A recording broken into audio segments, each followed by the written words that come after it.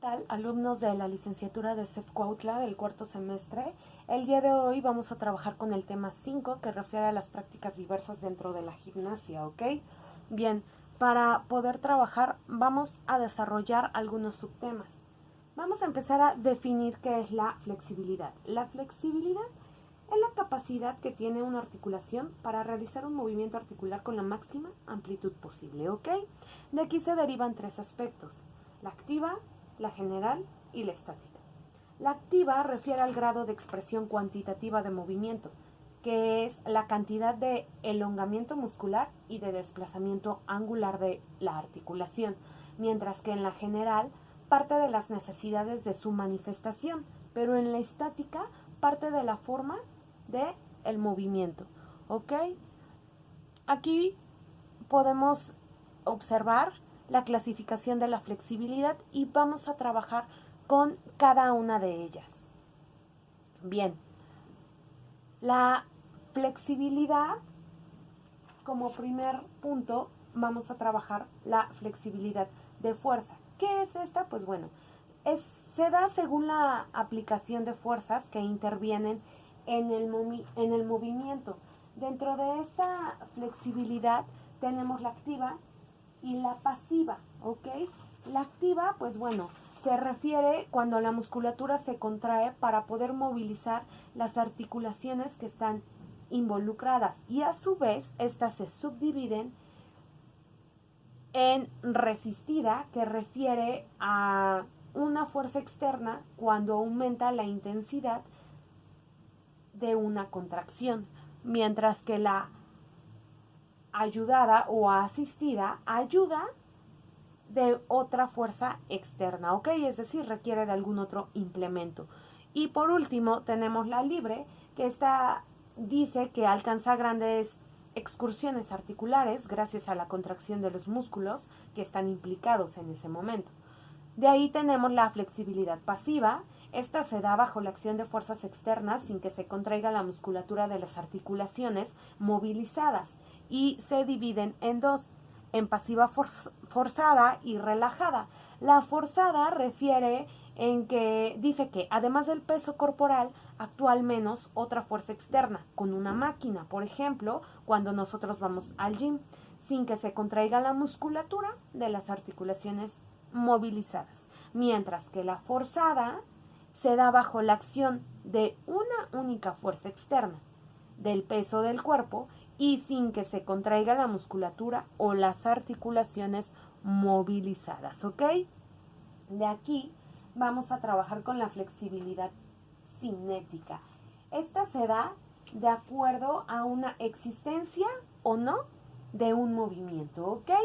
Esta se subdivide en dinámica y estática. La dinámica trabaja con la capacidad de utilizar una gran amplitud articular durante un movimiento o una secuencia de movimientos, y a la vez se subdividen en balística, que es la capacidad de utilizar una secuencia de movimientos gracias al impulso e inercia posterior de un movimiento energético; al natural, que refiere a los movimientos realizados tanto a velocidad normal o elevada; y a la lenta, que es un movimiento realizado por una velocidad debajo de lo normal.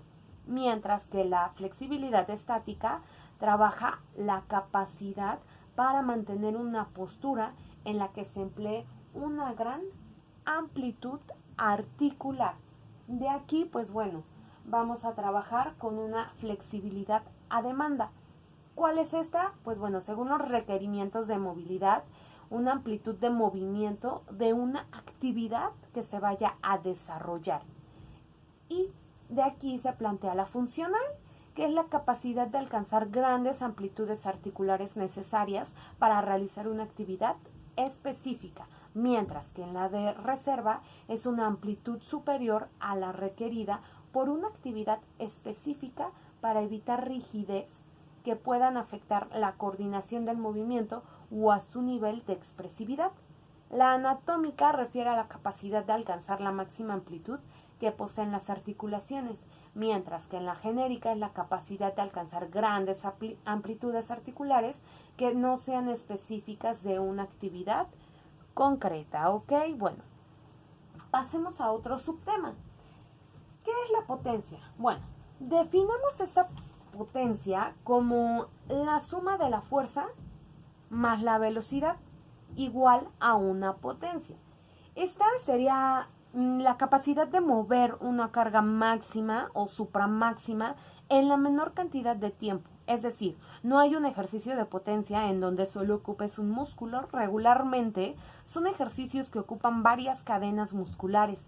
Por ejemplo, los arranques o enviones y el más conocido, pues como el jumping squats. Incluso hay un test que es un salto vertical para medir la potencia en el tren inferior.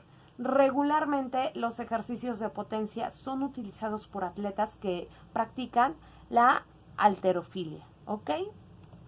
Bueno, otro subtema es la coordinación, que es la coordinación, es la capacidad motriz tan amplia que admite una gran pluralidad de conceptos entre diversos autores. Destacamos a tres. Álvarez del Villar en el 98 dice que la coordinación es la capacidad neuromuscular de ajustar con precisión lo requerido y pensando de acuerdo con la imagen fijada por la inteligencia motriz a la necesidad del movimiento. Mientras que Torres en el 2005 dice que la capacidad del organismo para ejecutar una acción motriz controlada con precisión y eficacia. Y Rigal en el 2006 dice que es un ajuste espaciotemporal de las contracciones musculares para generar una acción adaptada a la meta perseguida. ¿Ok? Estas se clasifican en dos aspectos. La coordinación dinámica general es quien regula los movimientos corporales globales, es la base de las habilidades motrices junto con el equilibrio. Estas siempre van acompañadas. Y la coordinación oculosegmentaria, bueno, este implica un ajuste de la vista y el segmento corporal y es el respaldo de todas las destrezas. Hay diferentes tipos de coordinación. Empezaremos a definir cada una. La gruesa trabaja los movimientos generales, mientras que la fina es la delicadeza de sus movimientos. Por ejemplo, cuando ponemos a nuestros alumnos a trabajar con las manos para realizar bolitas de papel. La segmentaria solamente se utiliza una parte de nuestro cuerpo, mientras que la general regula los movimientos globales. La oculomanal, pues bueno, claro ejemplo, el deporte básquet y voleibol.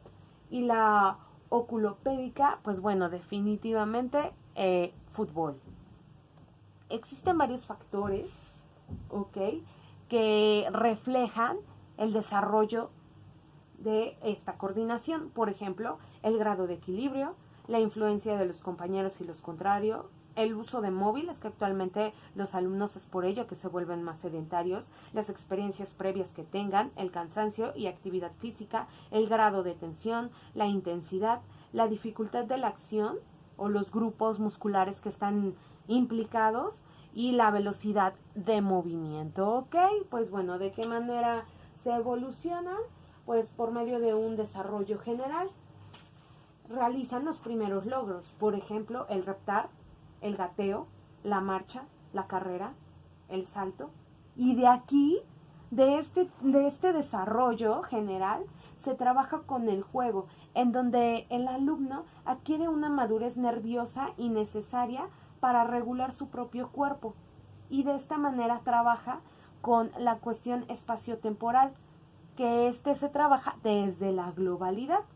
Cuando el alumno llega a la pubertad, existe un desajuste por el crecimiento de nuestros alumnos, ¿ok? Y bueno, ¿qué pasa ya en la edad adulta? Se dice que a partir de los 30 años existe una degeneración orgánica porque nuestro cuerpo pues sufre cierto deterioro, ¿ok? ¿Qué tipo de evaluación hay? Pues bueno, el test del examen psicomotor de Mazo y de Bayer, la observación psicomotriz de Fonseca, algunas pruebas escolares como Punta al 100 o las baterías de evaluación que realizamos al inicio de cada ciclo escolar. Pasemos ahora con el tema del equilibrio. ¿Qué es el equilibrio? Pues bueno, para poder desarrollar un equilibrio correcto es la base fundamental de una buena coordinación dinámica general y de cualquier actividad.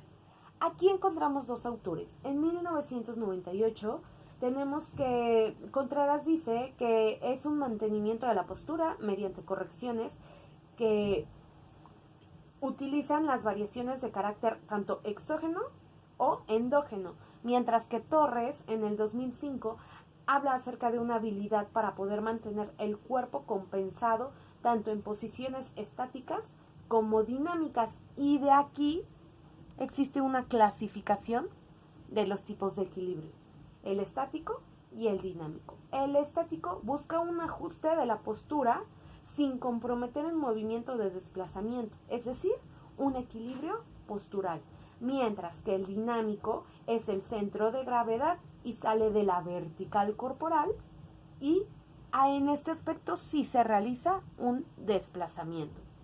¿Qué factores influyen? Pues bueno, el principal es el sensorial, el mecánico y otros. Por ejemplo, ¿cuáles pueden ser? El sensorial es el que maneja órganos sensoriomotores, el sistema laberíntico, el plantar, las sensaciones sinestésicas. Los mecánicos, la fuerza de gravedad, el centro de gravedad, la base de sustentación y peso corporal. ¿Qué otros? Pues bueno, la motivación, la concentración, la inteligencia motriz, la velocidad de reacción y la autoconfianza.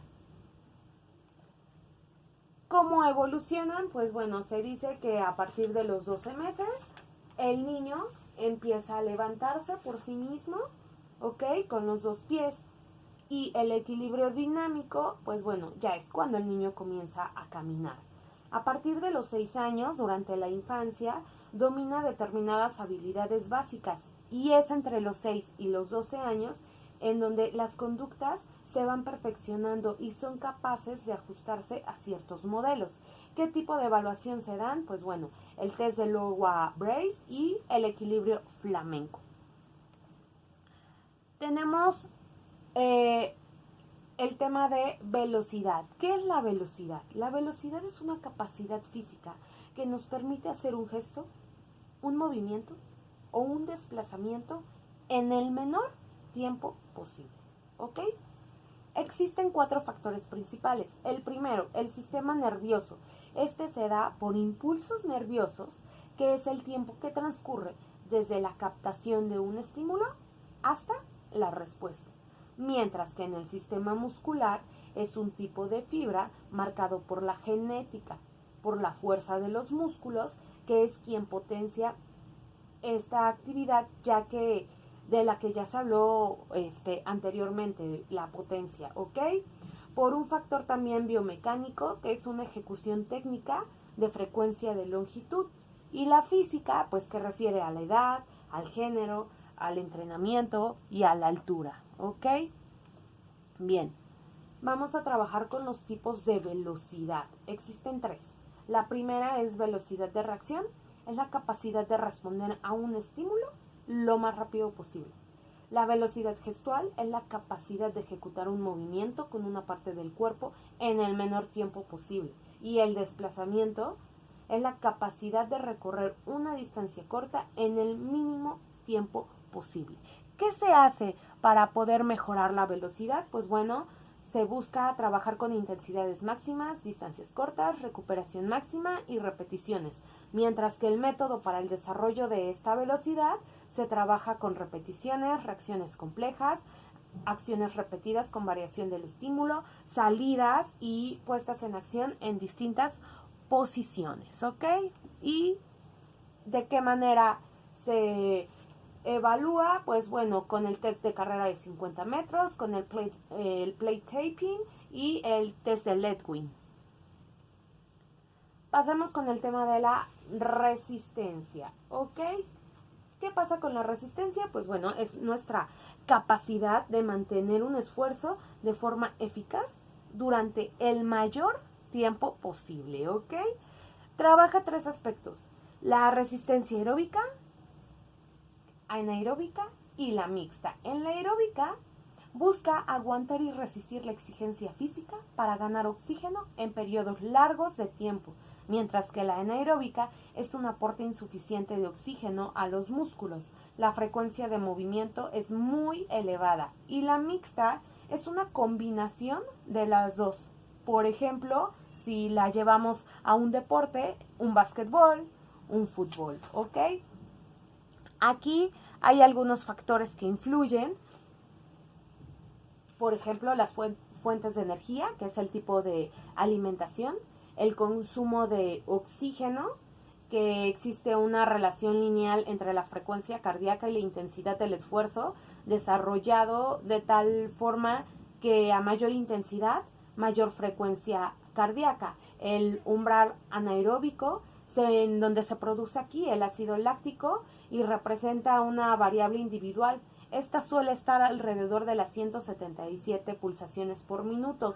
Y la fatiga, pues bueno, esta se debe a la disminución de las reservas energéticas y a una progresiva intoxicación por la acumulación de una sustancia de desecho de nuestro organismo que está producido naturalmente por el metabolismo, ¿ok? Bueno, el sistema de entrenamiento se divide en continuos y en fraccionados. ¿Qué pasa con los continuos? Pues bueno, se trabaja aquí con una carrera continua, se trabaja aquí en una escuela irlandesa, el Fartlek, que consiste en carreras con cambios de ritmo, de distancias y las pulsaciones son mucho más elevadas. Se trabaja también con el sistema de entrenamiento total de Herbert, que es una carrera continua, más Fartlek, más ejercicios gimnásticos. Y la carrera polaca, se trabaja a un ritmo largo, variable y de intensidad dosificada. Mientras que en los sistemas fraccionados trabajamos con los interválicos, que son pausas de recuperación incompletas en el interval training, en donde alterna carreras, ejercicios de fuerza y pausas activas, y las carreras de ritmo que trabajan ahí las escuelas alemanas, y esta busca realizar de 3 a 10 repeticiones al ritmo de la prueba. Y por último tenemos el sistema fraccionado de repeticiones. Este sirve para un aumento de la capacidad neuromuscular para acostumbrar al músculo. Con esto terminamos nuestro tema, ¿ok? Del tema 5 referente a gimnasia. Les agradezco mucho su atención. Les voy a adjuntar las lecturas y espero que haya sido una exposición de calidad. Gracias.